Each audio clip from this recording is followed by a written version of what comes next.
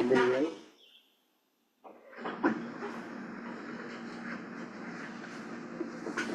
Welcome to a special meeting of the Lake County Board of County Commissioners. It is March 30th at 4 p.m.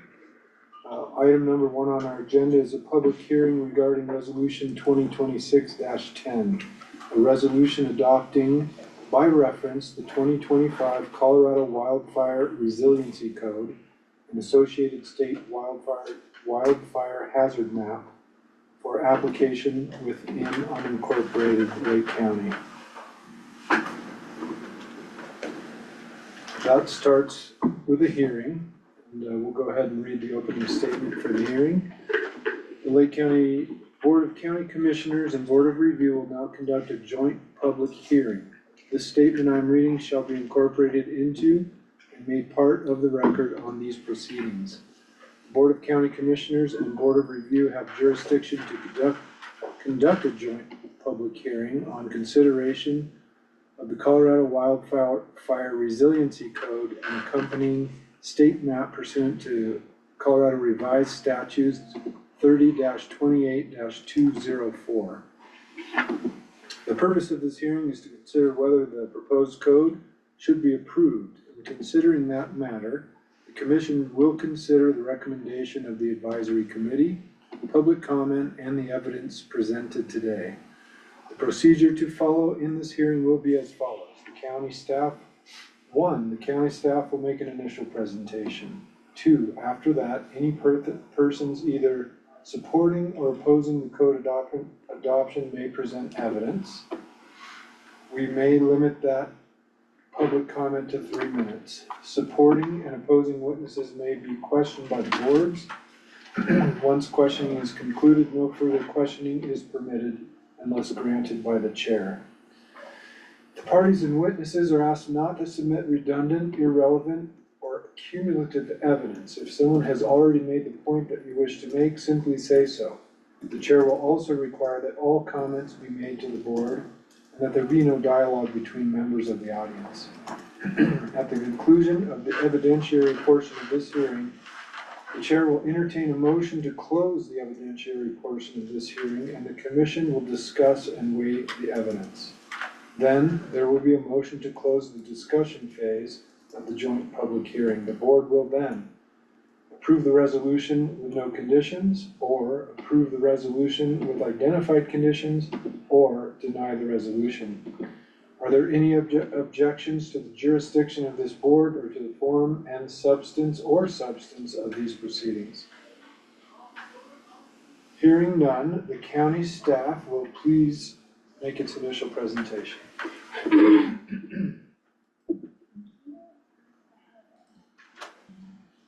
Start here. Let's get these things out. Okay, very good.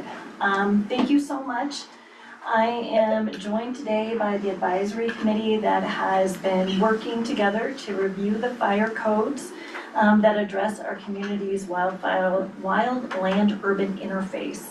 I know that we're all acutely aware of the very real threat of wildfire with the current climate conditions that we're experiencing, snow drought, high winds, and low relative humidity, coupled with fuel loads and ignition sources. So this is a very timely hearing for our community. I'm joined today by the fire marshal, or excuse me, the fire chief, Dan Daly, and our fire code expert, Barbara Rice from Shums Coda, as well as the Board of Review. And I'm going to go ahead and just do a quick roll call of Board of Review members. Ethan Kirk. Present. Charlie Binney. Here. And Matt Bullock. Here. Thank you. So I'm going to talk just a little bit about our timelines. Barbara is going to review, just give us an overview of the Colorado Resiliency Code. Dan is going to highlight the mapping that was developed by the state, And then I'm gonna go over the administration of the adoption, if it is approved today. And then we will have time for questions. So we're gonna go ahead and get started here. And let me just take this to, there we go.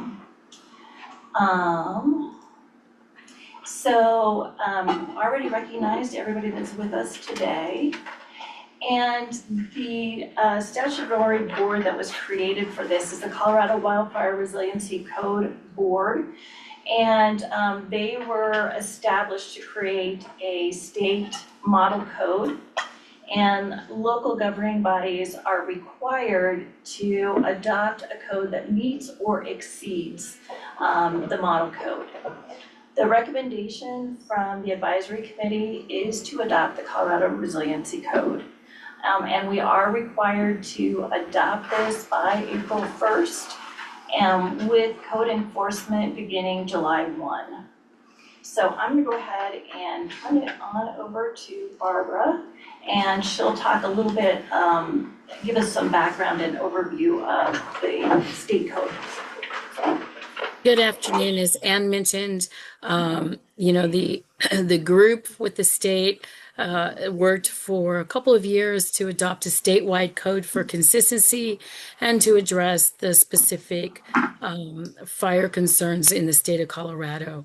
The whole purpose of it is to reduce wildfire risk, and they took the tack where they focused on structure hardening, which, and as well as defensible space, which helps keep things consistent and protect the wildland urban interface, both the structures and the wildland area, in those areas, particularly where there's no infrastructure with regard to water, maybe a limited response. So through that, this code applies to new construction, certain alterations if they're in excess of 500 square feet, and certain retrofits in the WUI area, which includes roof replacement and wall replacement that is greater than 25% of that area. There are some exemptions to this code, such as interior alterations. Small accessory structures are not required to meet the Colorado Wildfire Resiliency Code, and then minor repairs. The Colorado State Code has taken or had taken the International Wildland Urban Interface Model Code and adjusted it, and in many ways, things like accessory structures, they've exempted, and they've made it just a little bit more consistent and easier to enforce.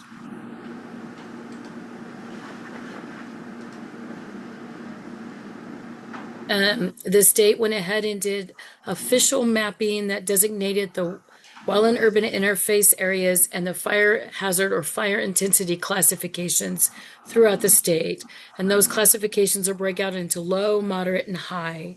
And these areas,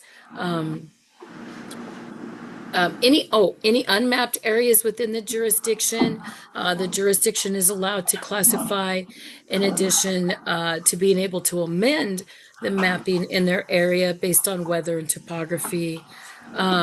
The state code does not address water and access requirements that are in the model code. They leave that up to the jurisdictional's fire protection abilities, capabilities, the infrastructure. And again, this code also does supplement the other codes, such as the building code and the fire codes that are adopted by the jurisdiction. There is an area within the state code that allows something called ground truthing per the language of the code. So owners of property can request site-specific reviews to reduce or change their mapping. Again, in areas where infrastructure is provided or where development occurs or continues to occur to reduce the fire hazard severity zone in that particular mapped area, the owner of the property or jurisdiction can go back to the state and ask to have that area remapped to a lesser hazard.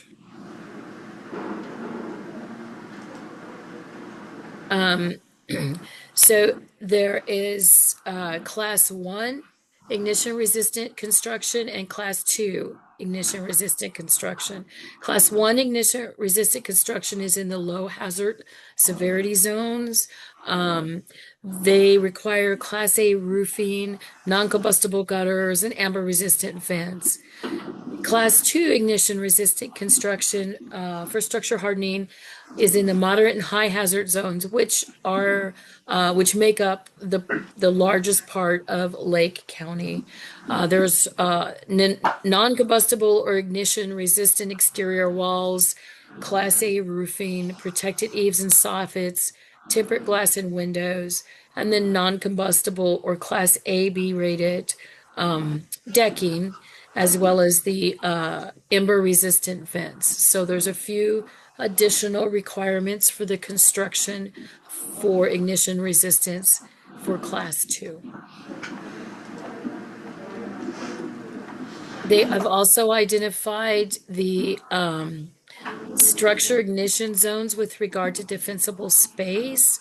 In the immediate zone, 0 to 5 feet within structure, you need to have non-combustible surfaces and no shrubs or combustible material or combustible mulch within the 0 to 5 foot, which is pretty standard for defensible space in these higher hazards or in the WUI area when they follow best practices like Firewise, which is a national best practice. The intermediate zone, which is 5 to 30 feet from the structure, you can do fuel reduction and tree pruning, so it doesn't mean the total elimination of all fuels in that area. And then the expanded zone, which is where you have tree spacing is reduced, right? You need a certain amount of spacing between the trees for to allow for fuel breaks, if you will, so that the fire won't spread from canopy to canopy. Another requirement is non-combustible fencing within 8 feet of structures and non-combustible retaining walls.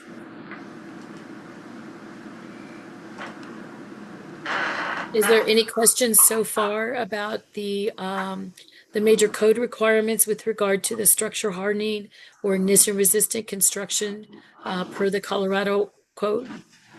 Barbara, I have a question. Yes.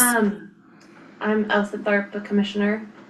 Hi. I understood that we can also submit our own maps, Yes. local maps. Just wanted You to can. make that clear. So when a private residence wants to potentially change their own mapping designation, couldn't they come to us to do that change, or do they have to go to the state to contest their?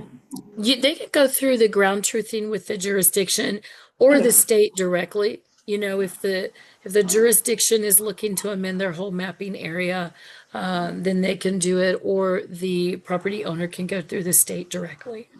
Okay, thank you. Also, I didn't mention, but there are also there is also some exemptions and allowances for historic areas in the wildland urban interface areas.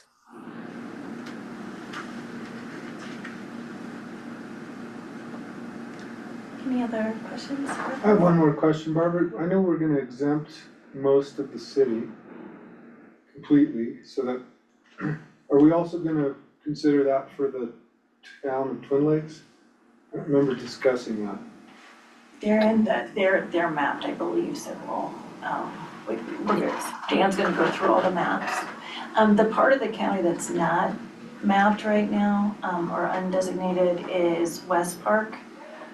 You can see kind of over in here in the cemetery area. These are some areas in kind of Mountain View Drive, to Poplar. So those are some areas, that are not designated right now. And the thought is that the city wanted to take a little bit of time to look at their areas that are not designated, and we talked about doing kind of a collective designation and working together with Dan, who I think is going to talk a little bit more about the mapping piece. But he'll show the whole county. We'll start here and then he'll move through it. Thank you. I think that's a great segue there, Dan, to go ahead and and review the maps with us. Hey, good evening, everybody. If I feel, I mean, if I seem a little preoccupied, there's a structure fire going on also right now out in the county in 991 out in Ruby Lane. So I do have my radio on. I'm just gonna maybe silence it. It'll be really low, so I'm sorry if it's disruptive, but I'm trying to listen in on that right now. I'm on a day off, so I'm not responding, but they have it all taken care of. We just did lost stop at 1609, so that's great. I have full confidence in their operations, and sounds like a good operation, and they're wrapping it up. So let's talk about mapping a little bit. The Colorado Wildfire Resiliency State Code map was it was created by DFPC, Division of Fire Prevention and Control, and the State Forest Service in the direction of the Wildfire Resiliency Code Board. And that's how we created this map. That board and also those agencies, to include a lot of jurisdictions, understand that this map in all of the state of Colorado, not just in Lake County, it needs to be better. And they plan on hopefully doing a little bit more work to this map later on this year. At least that's in discussion. You'll see here, of course, the majority of Lake County is Forest Service BLM. That's all the X's and the high intensity areas in those areas.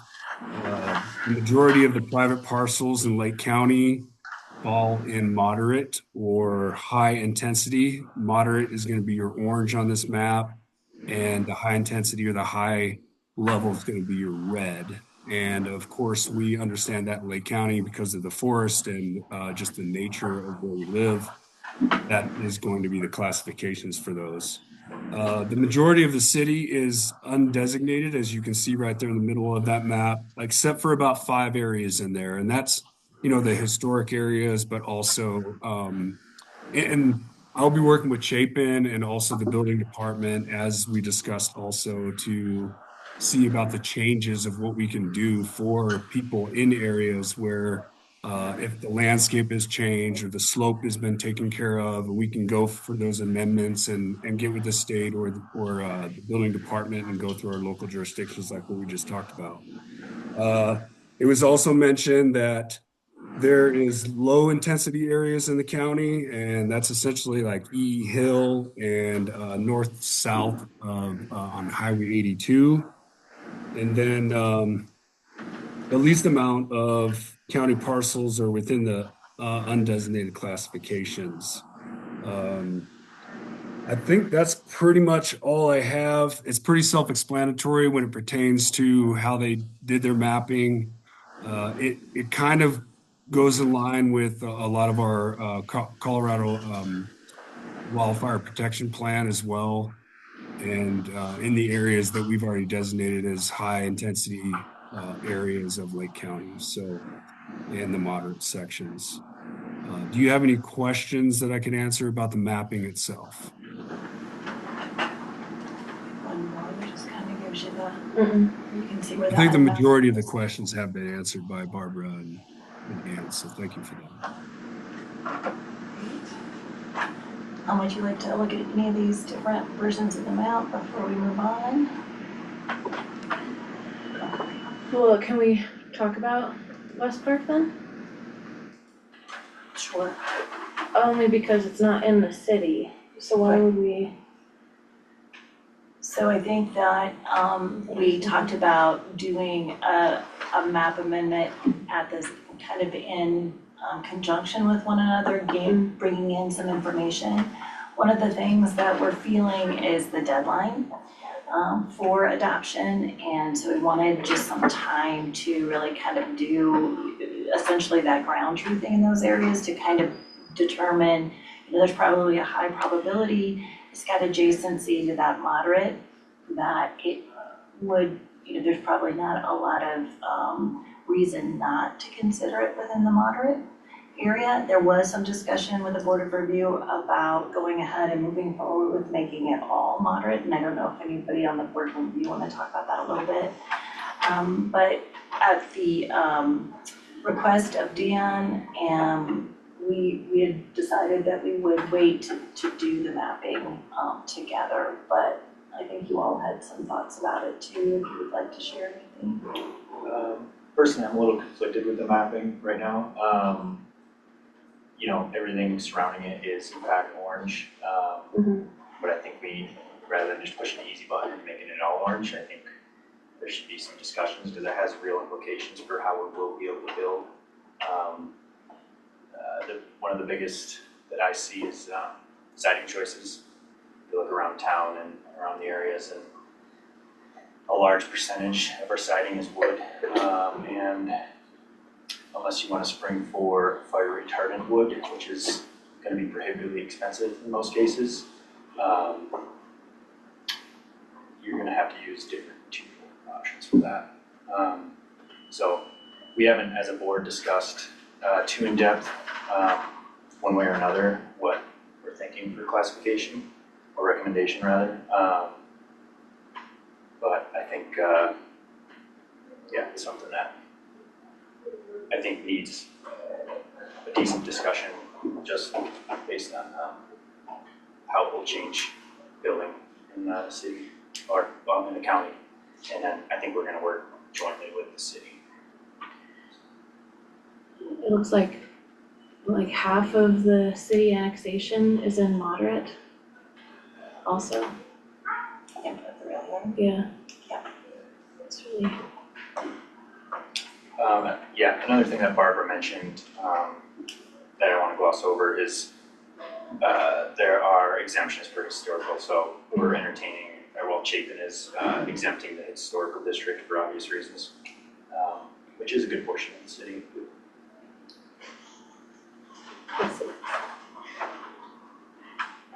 I mean, why would, so I guess maybe this doesn't matter, but we're not designating it a low risk area. We're just exempting it from our WUI mapping. What is the difference there and why, what is the difference there and how are we allowed to do that? In leaving it undesignated? Yeah.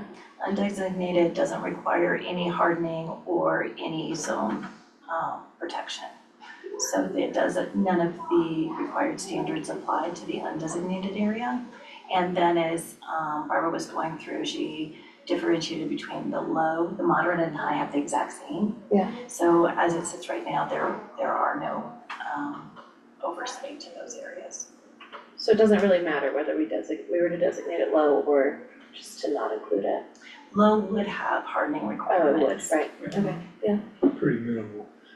Yeah. The heart and the shell, that's for fires that come onto the house. So the heart and the shell, approved vents. Yeah. Stuff like that, so I don't know, I think Chapin wanted more time and Dan wanted more time to work on it a little bit, and then maybe the board needs more time to think about it. Well, I think we do have the option, right, to alter things Yeah, over time. Yeah, so we could just update our map when they're ready, Correct. but we get it in the timeline. Yeah, the point was push the code through, get it approved before, and then table the mapping exercise, which requires a little bit more thought, I think, so. Okay. Love it. Alright, any other map questions? How does it apply to is it any different for government buildings or commercial buildings, the hardening? No, okay. Cool. So the administration of the code will take the coordination between the building department, the planning department, fire department, and code enforcement.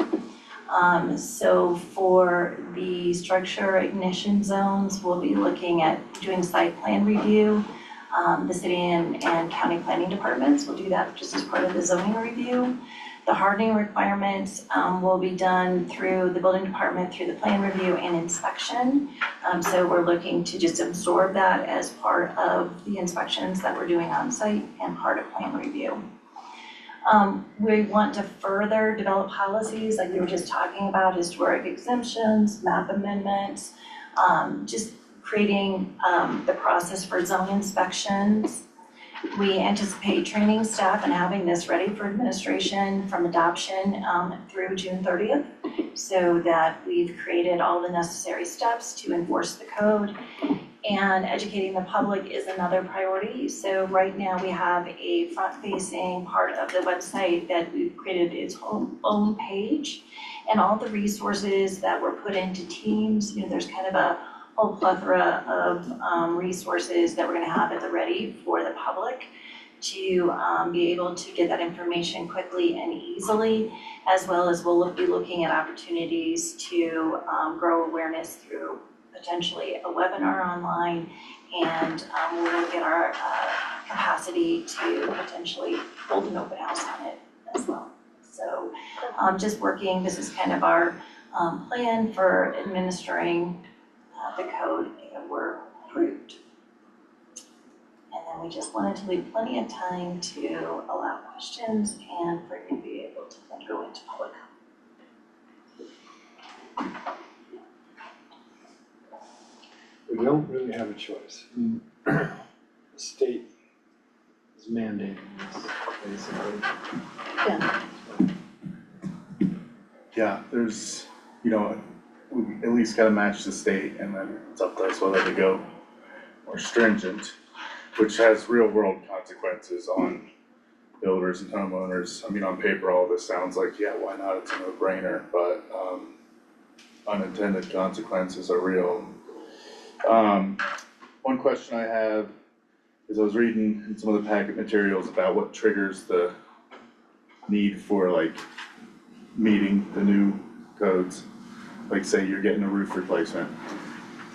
Does that mean then that just the roof has to meet the guidelines, or now you've gotta go and do all of your tree work, you've gotta make sure none of your fences within 8 feet of the building are combustible? Like, does one thing trigger a blanket? You gotta meet every aspect of the code? Go ahead. I'm sorry. So I believe the defensible space, there are some retroactive things, which does include defensible space and vegetation management in the code. If you're doing a roof replacement and it is greater than 25%, only the roof would have to comply to the construction requirements of the code. Okay. So it's probably in that packet somewhere, what is retroactive versus? Yes.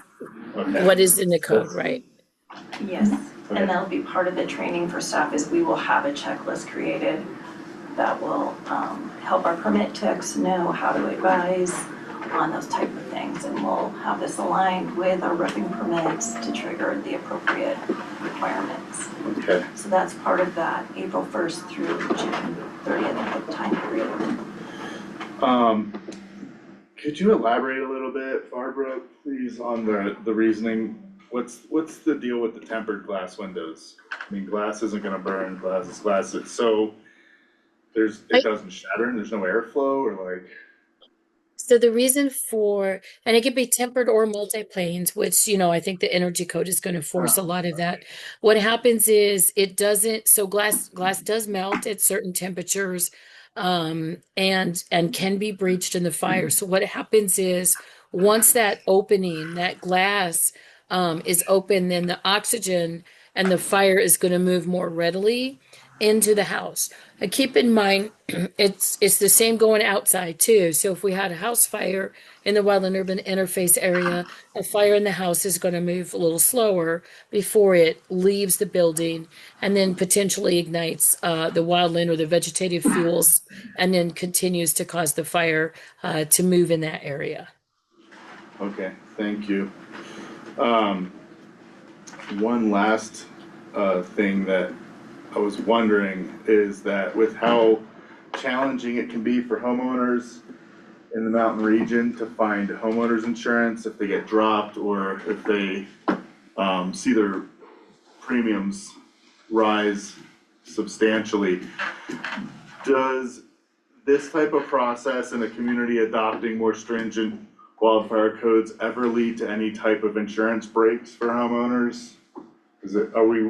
Will we suddenly be more appealing to State Farm for adopting this code? And does that spell any dollars and cents for property owners? It's rare that you get a huge discount, but one of the things I can tell you is I'm currently serving, I'm from Arizona, and I'm serving on a state government committee that was due to legislature from our governor's office that came out of concerns for we're seeing people in the wildland urban interface lose their insurance, not be insured, or the premiums are ridiculous. So the state has the Department of Insurance that want to cap it, and they're working with the state forester here in Arizona to come up with something very similar to try to protect that. And I'm on the advisory committee for the state because we are seeing that. I know it's happening in Utah and Arizona, whether or not they give a big discount if you get it. But what you will do is this type of thing will help keep the premiums lower and keep your people insured. Okay. Can I also just say about that, the way to reduce our homeowners insurance is to get Front Range folks to protect their homes against hail. And I know that doesn't make sense, It does, yeah. but that's what is driving a significant portion of our homeowners insurance in every part of the state. So that's where insurance companies see the biggest payout is from that. So they increase everybody's, even though our risk for hail damage is like 0. So we don't feel that because they're serving so many folks. But the state is working, Commissioner of Insurance is trying to get some new levers to help him try to reduce homeowners insurance for everyone by trying to help subsidize the Front Range getting specifically their roofs more resilient to hail damage. It's a really ridiculous line, I think, but like nobody expects, you think like, oh, I do this for my home, I should be able to get a break, right? If I drive slower in my car, I get reduction in my car insurance. It's this weird trail all the way out to like Longmont. One of the weird things that I've seen happen is we had about 5 years ago, what looked like it was gonna be a really dry summer, and I was out of town for a while, so I was worried, like stressing about my house the whole time I was gone. So I called my insurance company and got the fire portion of my insurance bumped up a whole bunch. You know, cause if you look at what they'll actually pay you, it's Yeah. like nothing. Like it's Yeah. maybe a third of what your home and none of your possessions. So I bumped that up, and then I got back and we were tight on budget stuff, so we were like, oh, where can we trim every dollar? We took that add-on back out.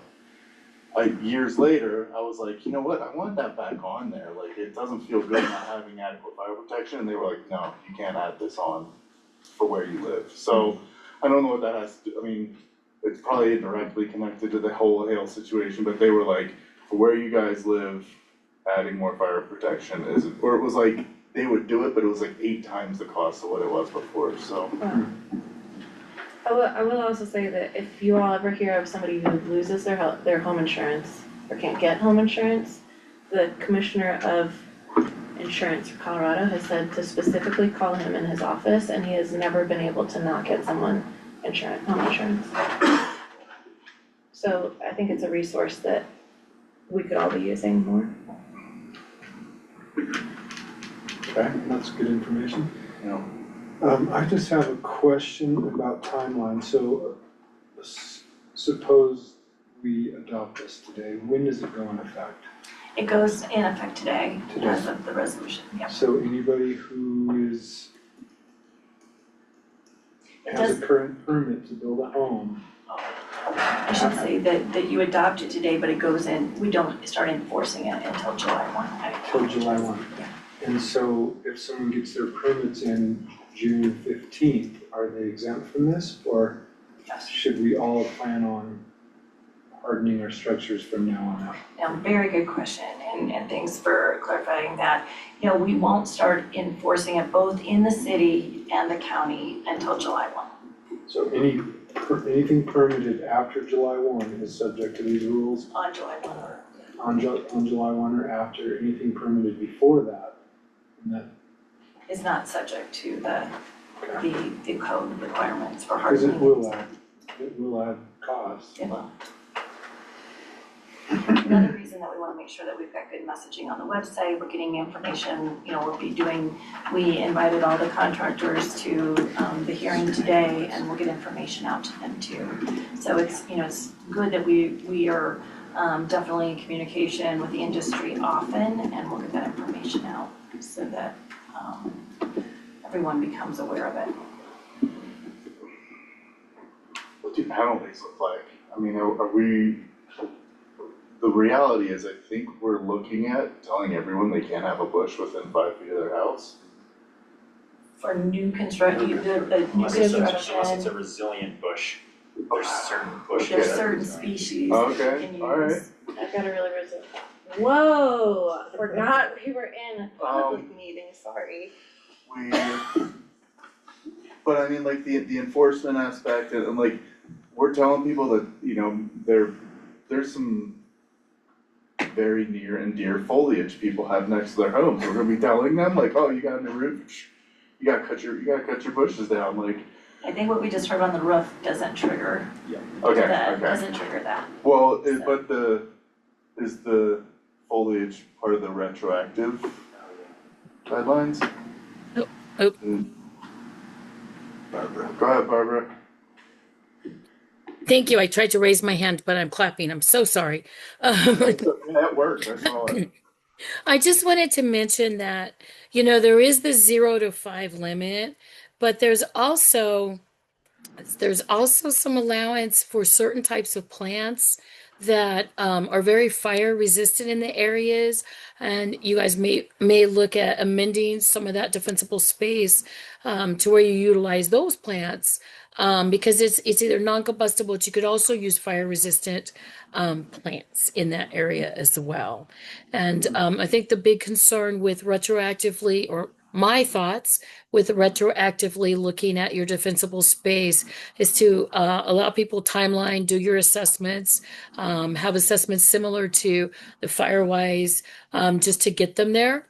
And so assess that particular hazard for each property and give them a timeline. That is generally what I see in these areas where we have new communities go into either a WUI code or adopt a Firewise or become a Firewise community.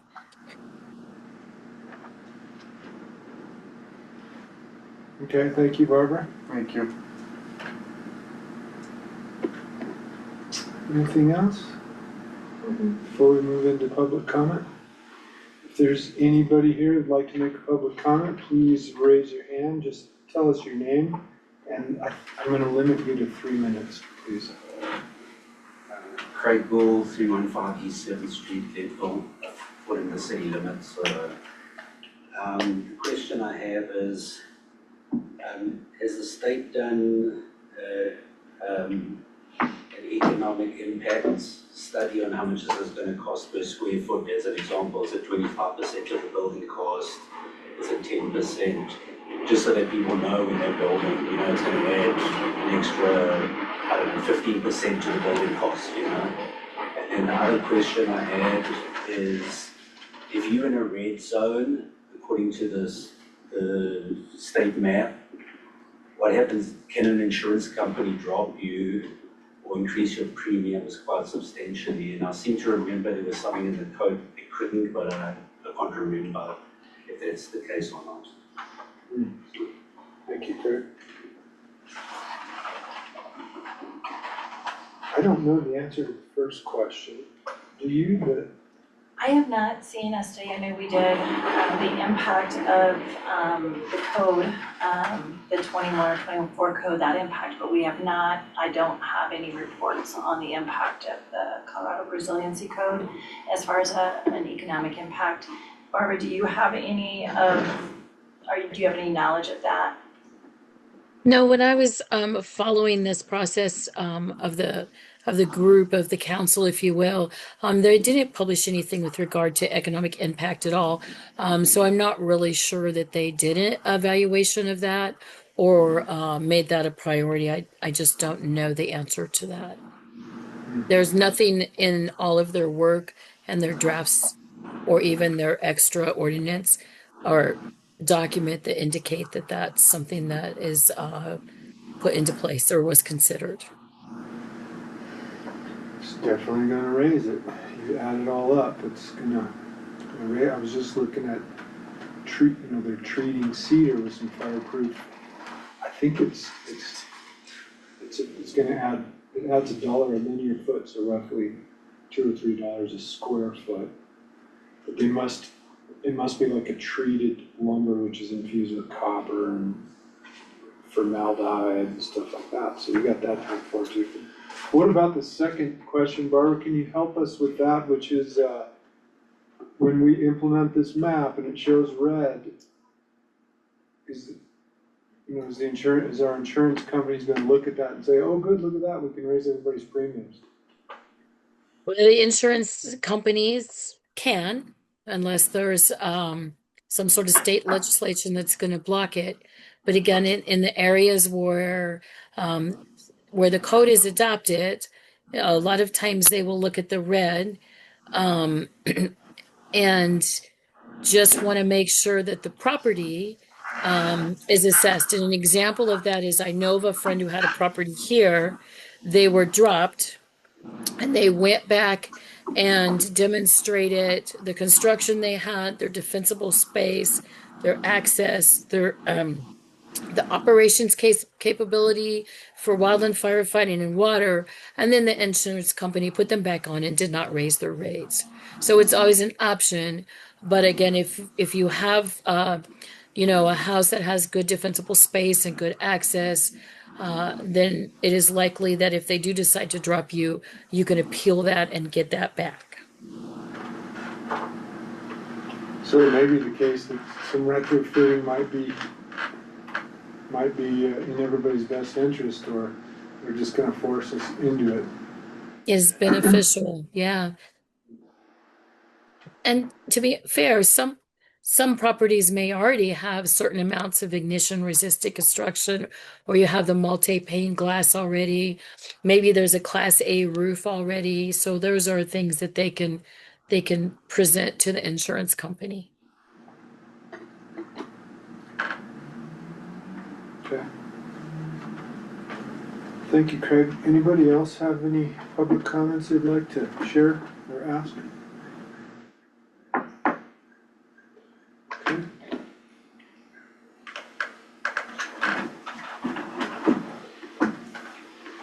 Public comment portion of this hearing is over. Any supporting or opposing witnesses may now be questioned by the board. Once that questioning is concluded, no further questioning is permitted unless granted by the chair. Do either of you have any questions for Craig? No, thank you. Okay.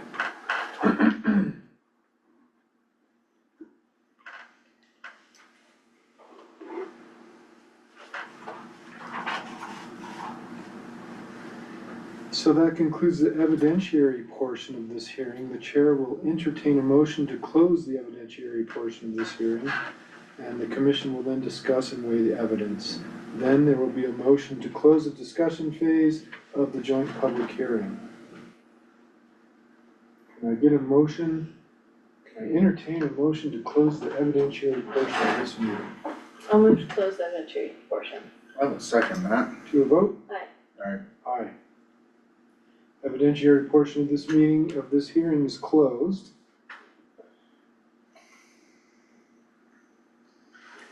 And we will move on to discussion. If there's anything you'd like to discuss.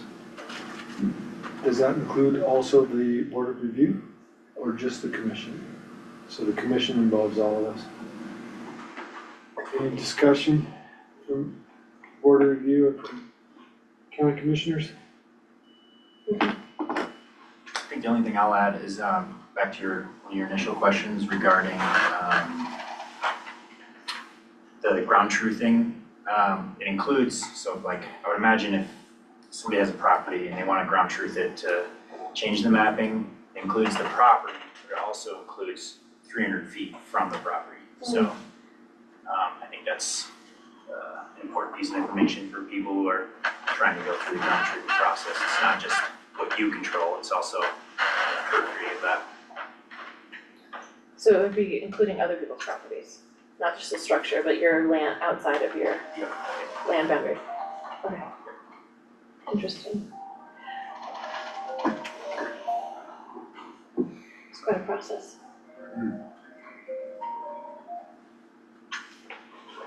Okay, can I get a motion to close the discussion phase of this joint public hearing? I will make a motion to close the discussion phase of this hearing. Seconded. To a vote? Aye. Discussion phase of this public hearing is hereby closed. And now I will entertain a motion to approve this resolution with no conditions, approve the resolution with identified conditions, or deny the resolution. I'll move to approve the resolution with no conditions. I'll second that. So for the record, we are approving resolution 2026-10, a resolution adopting by reference the Colorado Wildfire Resiliency Code and associated state wildfire hazard map for application within unincorporated Lake County. Yes, thank you, sorry. That's okay. To a vote? Aye. Aye. Aye. Hereby adopted.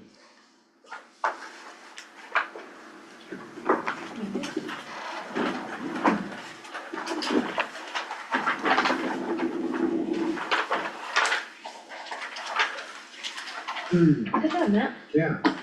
Good work on your filter. It just teed right up for me. I mean, that was the line for. That was.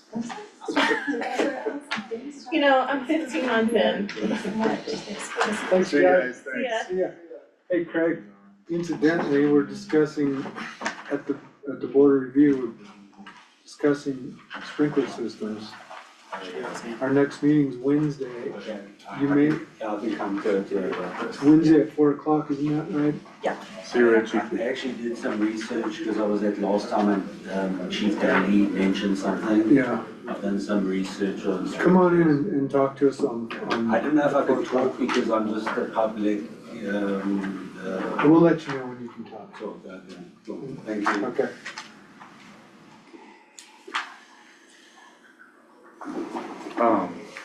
When my neighbor recently redid his place, he did stucco all around the whole outside of the house. Not my favorite look, but it could be paired with things that probably wouldn't look bad. Is that considered a fire resilient? Yeah. Cause I mean, it's only like stucco and then like wire mesh and then it's like foam board behind it, but I guess it's still pretty resistant to. Foam board's highly flammable.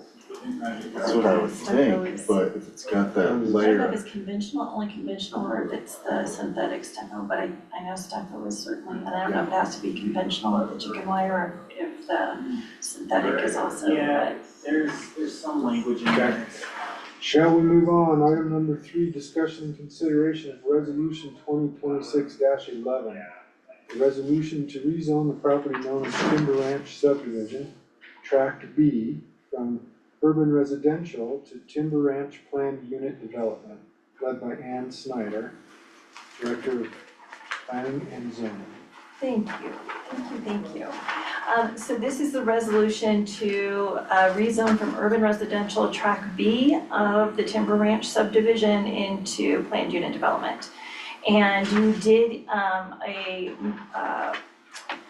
a recommendation was brought to you on April 1st from the Planning Commission on you had a joint public hearing on March 24th with the Planning Commission. They recommended approval, and you approved the zoning but conditionally. And so it was that we would work together to correct any minor edits to the zoning control document and to the final plat prior to approving the resolution for the rezone.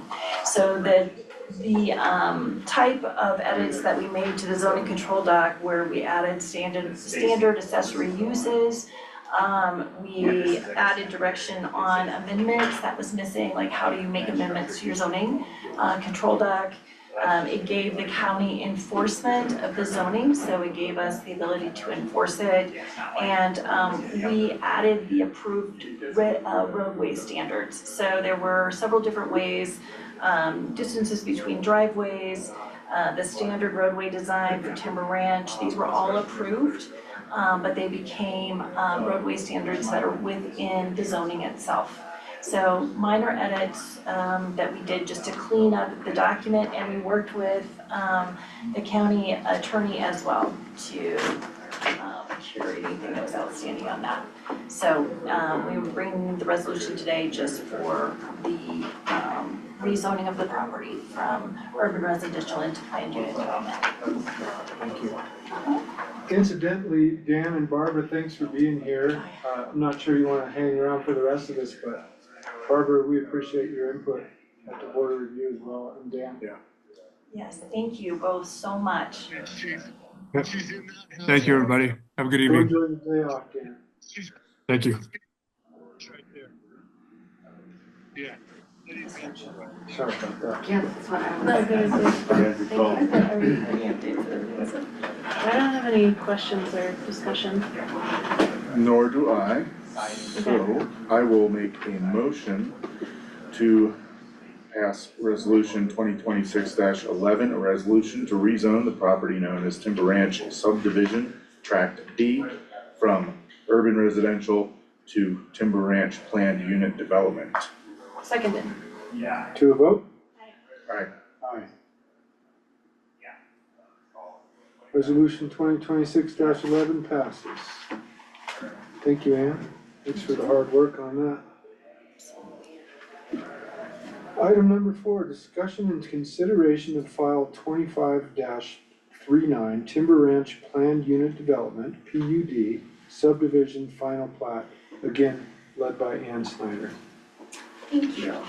So I just wanted to remind the board of the process that the land development code requires for final plat. This doesn't go before the planning commission, and we don't have a public hearing. Sketch and preliminary did. So at this point in the process, we are making sure that the final plat is compliant with the preliminary plan and preliminary plat and any conditions of approval. We also ensure that all of the engineering review is complete, that the legal documents have been reviewed and accepted by the county attorney's office. We have final covenants and restrictions. We've reviewed the deed restriction that will be applied to the 10 dedicated units for workforce housing. We ensure that the developer chose to make a fee in lieu of school land dedication to meet a statutory obligation. So that payment has been received by the school district in the amount of $92,000, a little over $900, which certainly helped with the renovation that's happening. And so those things have been adequately addressed at this point, with the exception of some very minor engineering items based on the final drainage report, but they are very minimal. And actually the developer has already submitted their approved, or excuse me, their revised civil plans in response to those drainage revisions. So those are already in review with the with SEH Engineering. And so I'm just gonna briefly go through the conditions of approval. The first was the requirement to work together with the housing authority in reference to the deed restriction, and the regional housing authority was able to bring forward a standardized master deed restriction that they will help manage and make sure that the workforce guidelines are administered with households earning up to 140% AMI. The next was something that was addressed at the major subdivision. Colorado Geologic Survey agreed that any site investigation as to any impacts, underground hazards could be optional based on any really lack of evidence that they thought that there was any significant impact to the area. We already discussed the cash in lieu has been received. It was paid both at the time of major subdivision and now at planned unit development. Planned unit development obviously was considerably higher cash in lieu. We will be working directly with the developer to make sure that all environmental site controls are in place, consistent with CDPHE as far as erosion control.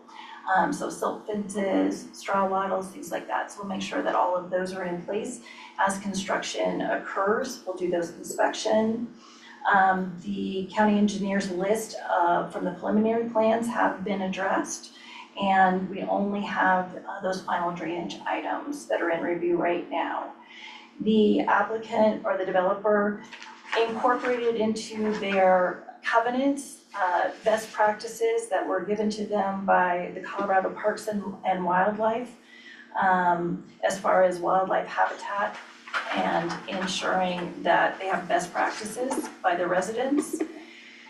They will be working, the engineering of the crosswalks is complete, and they will be working with Public Works, Parks and Rec, and CPD to ensure that the pedestrian crosswalks are complete. So we'll make sure those are all being, they're part of the subdivision improvement agreement. The sidewalk easement was part of the major subdivision, and then there really wasn't anything extraordinary that was dedicated or provided by the developer during hearing. So that was not part of any additional review. The subdivision improvement agreement has been reviewed by the county attorney's office. The developer is putting up a performance bond to ensure the public improvements. There is a warranty period that is required under the contract that I think the developer would just like to talk to you all about a little bit. And I think other than that, I think we've got pretty much everything covered.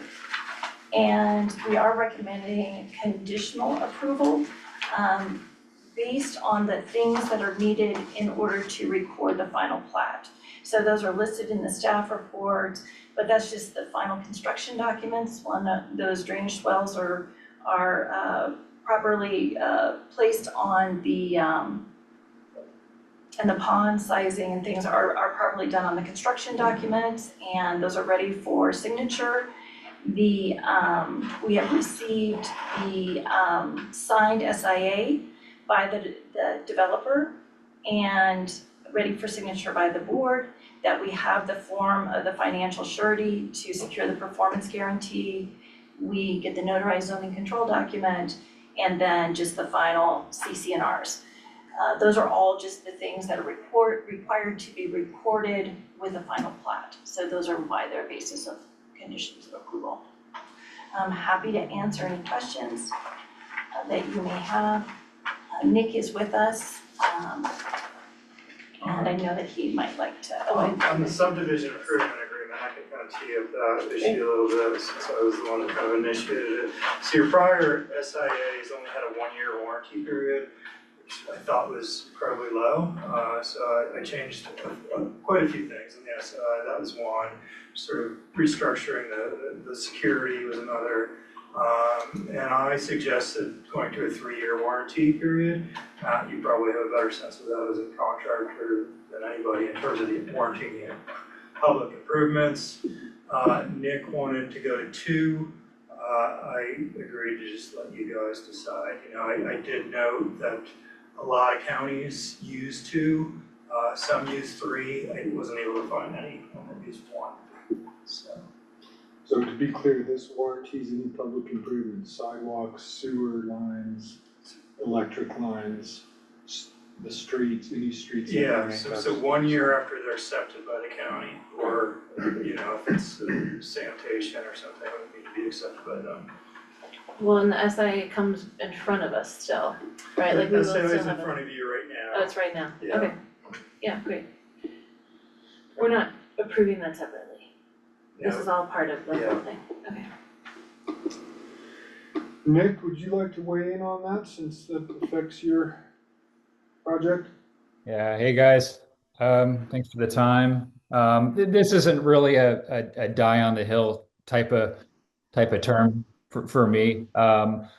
It was more so just kind of looking around at precedent and what everybody else is doing, in conversations I've had with, our engineer. Essentially, if you're going to have any issues with these things, you're going to get them in the first year during the first winter. Once you get through that, the chances drop precipitously. I think Chaffey County's at 2 years, Eagle County's 2 years, Leadville Sanitation's 2 years, Parkville, Public Works, everybody's pretty much at 2 years. So I told Matt, I mean, we're pretty easygoing, as you guys know, and we'll double the precedent compared to other recent subdivisions like Westwoods and Angel View.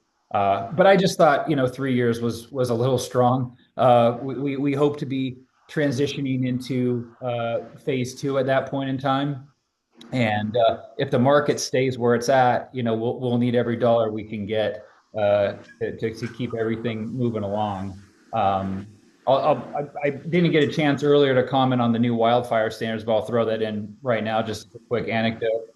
I've already kind of looked into my costs in terms of modular construction, and I'm looking at about $7 to $8 a foot to comply with those standards, and that's already with roofs that already meet the standards.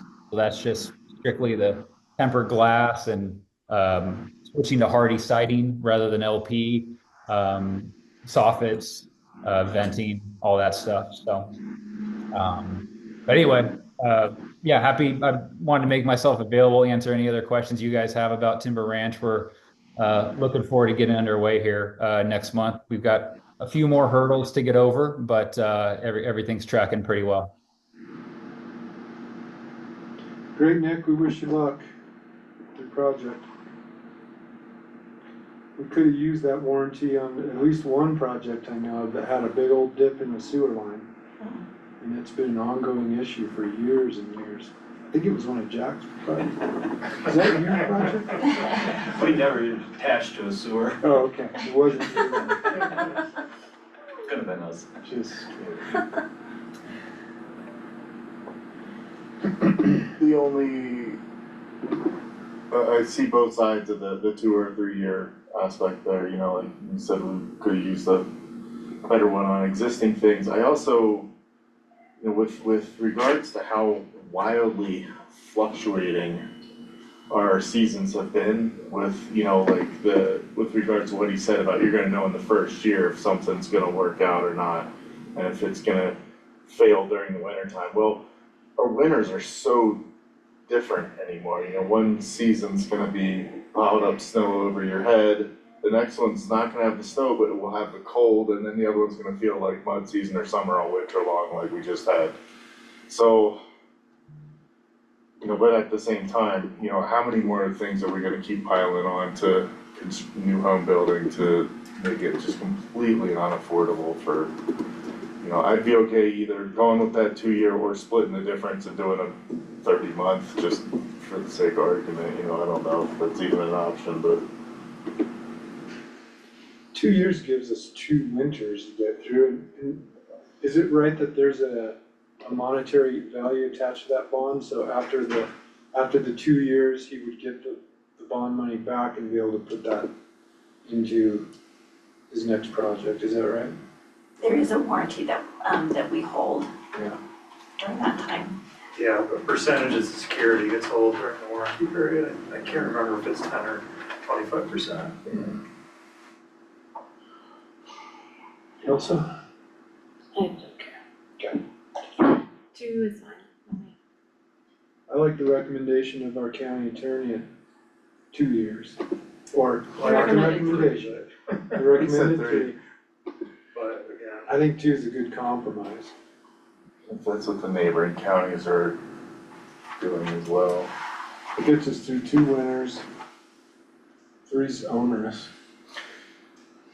If that ever comes back to bite us in the rear end, can we up that to 3 years on future projects? Yeah. Okay.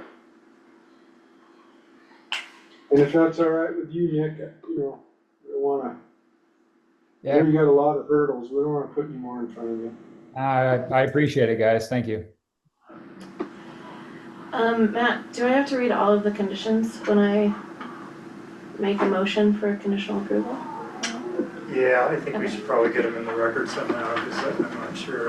And then the, adjustment to the SIA, should I just read it in that? So the condition? SIA that was presented to you has 2 years in it. Oh, Yeah. thank you. Okay, I move to conditionally approve file 2603, Timber Ranch PUD final plat as a re-subdivision of tract B of the Timber Ranch subdivision containing 16.52 acres located west of the city of Leadville with the following conditions.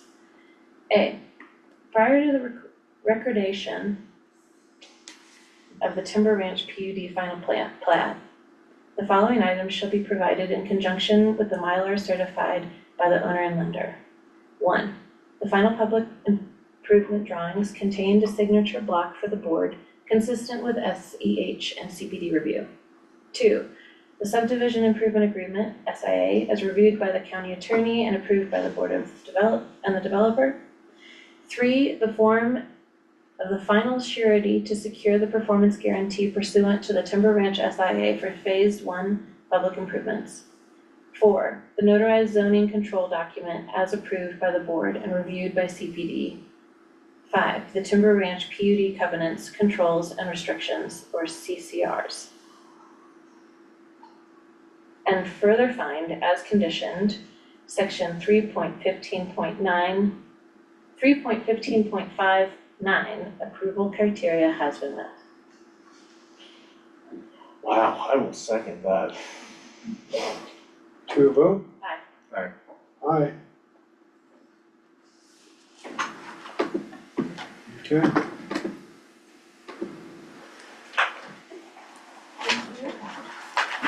Thank you all for coming. That concludes our meeting on March 30th at 5:07 PM. Thank you, staff. Thank You you, guys Trevor. rock. Thank you for the hard work. Thanks for coming. Well done. Jack, Cindy. Always a pleasure.